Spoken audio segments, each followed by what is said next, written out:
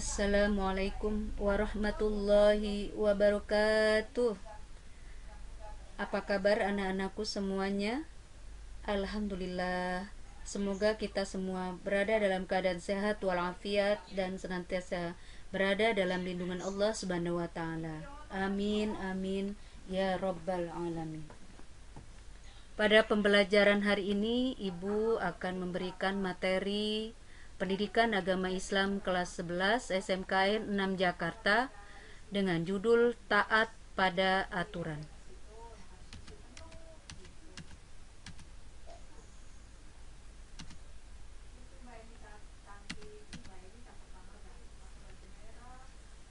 A'udzu billahi minasy syaithanir rajim. Bismillahirrahmanirrahim. Ya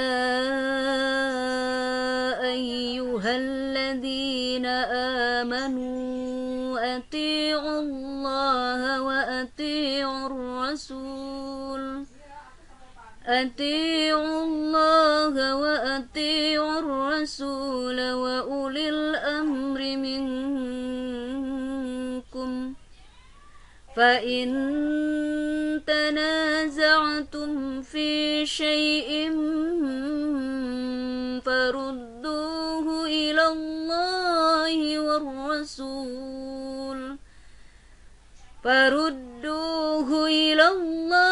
وَالرَّسُولِ إِن كُنتُمْ تُؤْمِنُونَ بِاللَّهِ وَالْيَوْمِ الْآخِرِ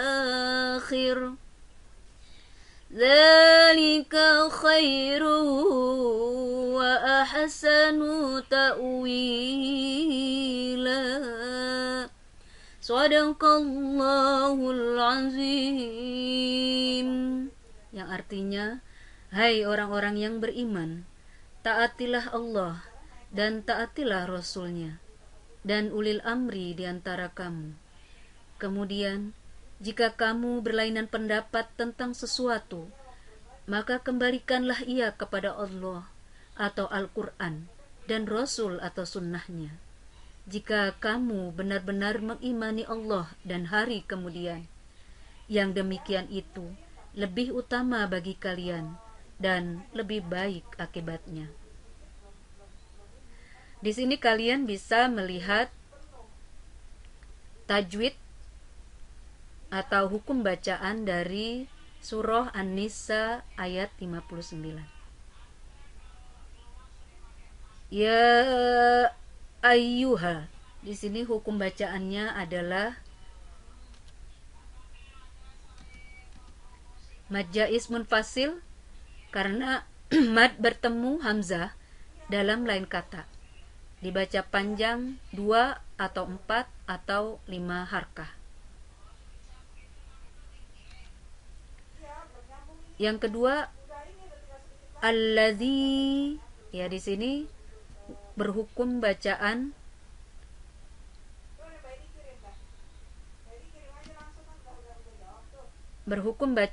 mad tabi'i karena ada dal berbaris kasroh kemudian bertemu dengan ya mati. Lalu ada amanu, ada alif berharokat patah tegak lurus, berhukum mad badal karena ada mad bertemu hamzah dalam satu kata, akan tetapi posisi hamzah lebih dahulu dari huruf mad. Cara membacanya panjang 2 harkah. Amanu ati. Hukum bacaannya adalah mad jaiz munfasil karena mad bertemu hamzah dalam satu kata. Ati'u, ada to berbaris kasroh bertemu dengan ya mati, maka berhukum mad tabi'i. karena to berharokat kasroh bertemu ya mati atau ya sukun, dan setelahnya tidak bertemu hamzah, sukun, wakof, dan tasydid.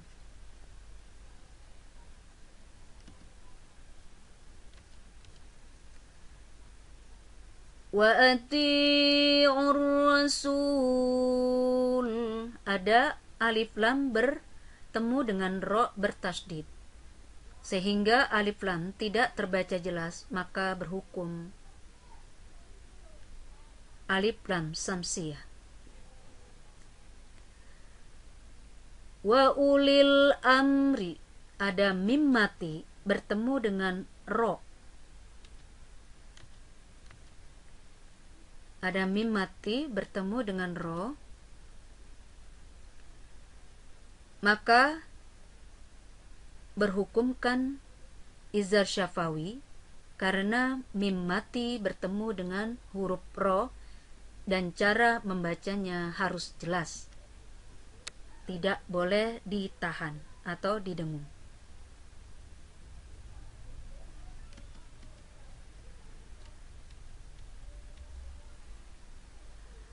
Minkum, ada nun mati bertemu dengan huruf kaf, maka cara membacanya tidak boleh didengung dan berhukumkan ikhfa hakiki. Fa in tana, ada nun mati bertemu dengan huruf ta, berhukum bacaan ikhfa hakiki dan cara membacanya harus ditahan.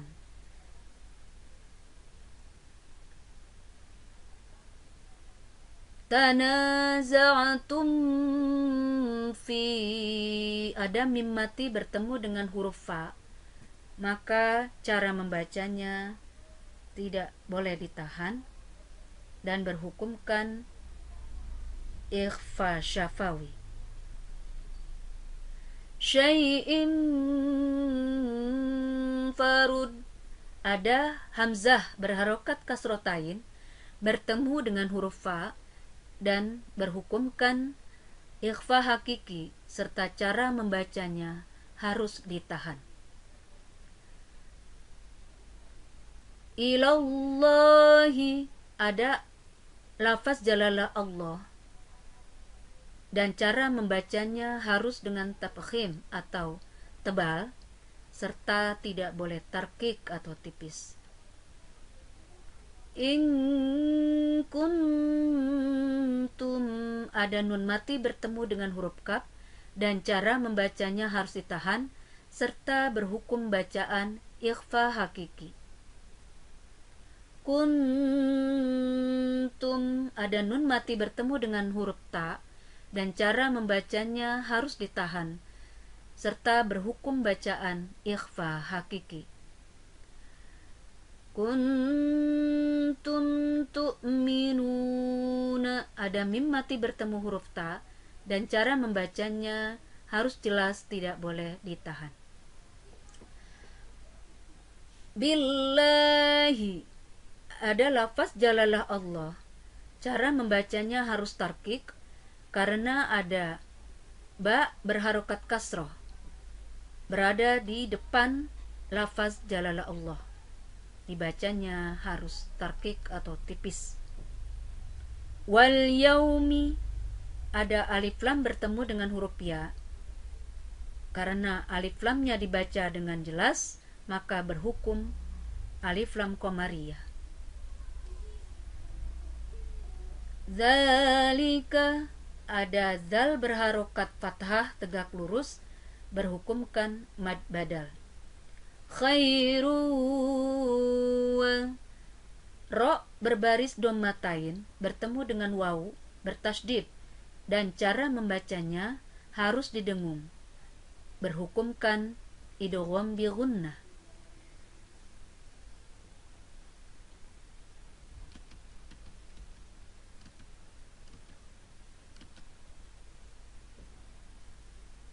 Ta'wil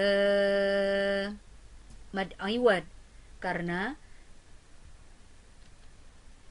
Di akhir ayat ada lam alif berharokat fatatain dan berada di wakof, di tanda wakof, maka cara membacanya tanwin dihilangkan dan panjangnya 2 harkah.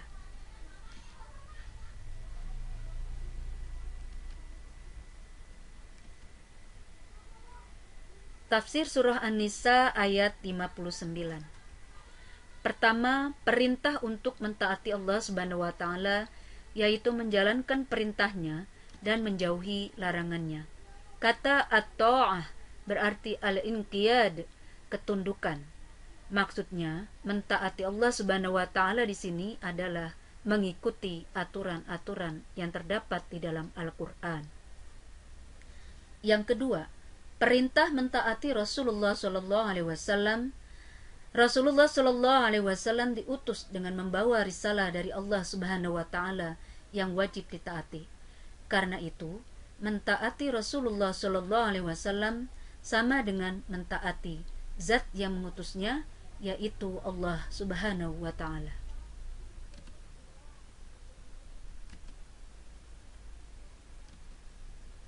Yang ketiga, perintah mentaati ulil amri. Para mufassirin berbeda pendapat mengenai makna istilah tersebut. Sebagian mufassir, ulil amri dimaknai sebagai ulama. Jabir bin Abdullah, Ibnu Abbas dalam suatu riwayat, Al-Hasan, Atha, dan Mujahid termasuk yang berpendapat demikian. Mereka menyatakan ulil amri adalah ahli fikih dan ilmu.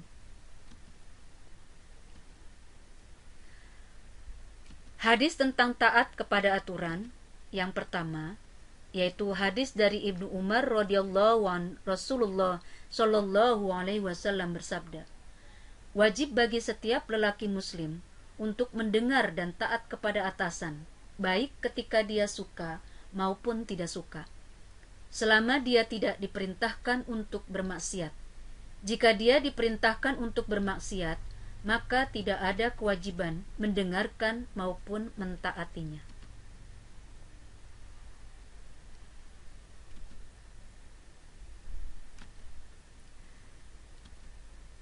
Yang kedua, yaitu hadis dari Ubadah bin Samit radhiyallahu an, Rasulullah shallallahu alaihi wasallam bersabda, kami membayat Rasulullah shallallahu alaihi wasallam berjanji setia untuk mendengar dan taat kepada pemerintah, baik ketika kami semangat maupun ketika tidak kami sukai, dan kami dilarang untuk memberontak dari pemimpin yang sah.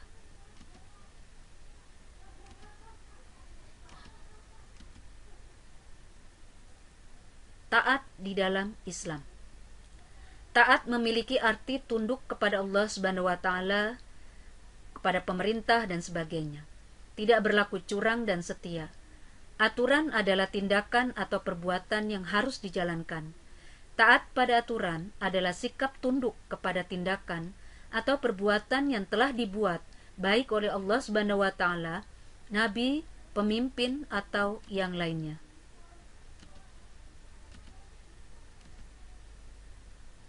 Aturan yang paling tinggi adalah aturan yang dibuat oleh Allah Subhanahu wa taala, yaitu yang terdapat di dalam Al-Qur'an. Di bawahnya ada aturan yang dibuat oleh Nabi Muhammad SAW yang disebut sunnah atau hadis. Di bawahnya lagi ada aturan yang dibuat oleh pemimpin, baik pemimpin pemerintah, negara, daerah, maupun pemimpin yang lain, termasuk pemimpin keluarga. Kriteria pemimpin yang wajib ditaati. Pertama, wajib berakidah Islam. Yang pertama, taat kepada Allah Subhanahu wa taala sebagaimana dijelaskan banyak mufassir. Kedua, taat kepada Rasulullah sallallahu alaihi wasallam karena mentaati Rasul sama dengan mentaati Allah Subhanahu wa taala. Yang terakhir, taat kepada ulil amri jika ulil amri itu mencontohkan perbuatan yang baik. Kriteria pemimpin yang wajib ditaati, yang kedua yaitu wajib menerapkan syariah. Sebagai seorang pemimpin muslim, kita harus bisa menerapkan syariah Islam sebagaimana yang diterapkan oleh para khilafah saat zaman Nabi Muhammad SAW.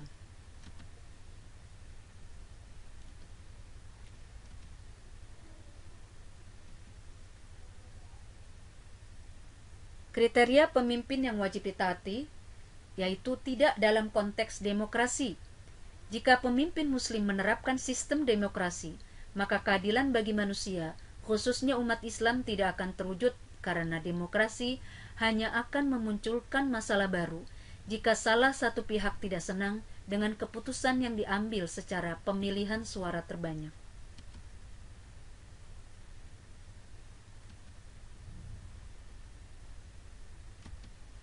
Batasan taat kepada ulil amri. Yang pertama, siapa yang memberi perintah? Dalam surah An-Nisa ayat 59 terdapat kata wa ulil amri minkum, atau jika diterjemahkan dan ulil amri di antara kalian. Dan ayat ini dibuka dengan kalimat hai orang-orang yang beriman. Maka Allah Subhanahu wa taala dalam ayat ini telah memberikan batasan siapa saja yang boleh ditaati selain Allah Subhanahu wa taala dan Rasul-Nya, yaitu kepada orang-orang yang beriman.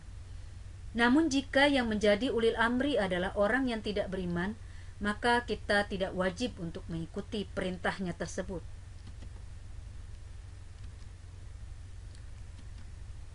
Yang kedua, konten atau isi dari perintah. Dalam hadis riwayat Bukhari dan Muslim dari sahabat Ali bin Abi Thalib radhiyallahu anhu disebutkan, tidak ada ketaatan kepada makhluk dalam bermaksiat kepada Allah Subhanahu wa taala, sesungguhnya ketaatan itu dalam kebaikan. Jika ada ulil amri yang memerintahkan untuk melakukan sesuatu yang melanggar syariat, maka kita wajib menolaknya, dan kita juga berkewajiban untuk mengingatkan ulil amri tersebut akan kesalahannya dalam memberikan perintah. Tapi ketika perintah itu tidak melanggar syariat, maka kita selaku jundi wajib mengikuti perintah tersebut dalam kondisi apapun. Contoh perilaku taat kepada aturan di dalam lingkungan keluarga. Misalnya, setelah bangun tidur, menata kembali tempat tidur, mengerjakan tugas di rumah yang menjadi tanggung jawabnya, menghormati orang yang lebih tua dan menyayangi yang lebih muda, menjaga nama baik keluarga.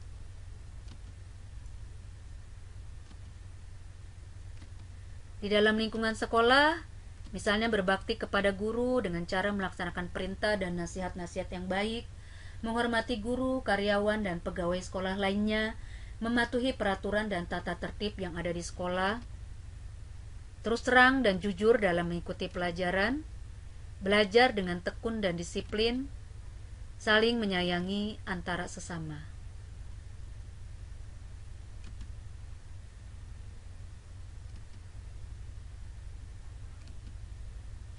Yang ketiga, di dalam lingkungan masyarakat, misalnya tolong-menolong dengan tetangga di lingkungan masyarakat sekitar kita, menghormati dan menghargai tetangga dengan cara saling bertegur sapa, mematuhi segala aturan dan hukum yang berlaku, bersama-sama menjaga kebersihan dan keamanan lingkungan, ikut meningkatkan mutu kehidupan masyarakat,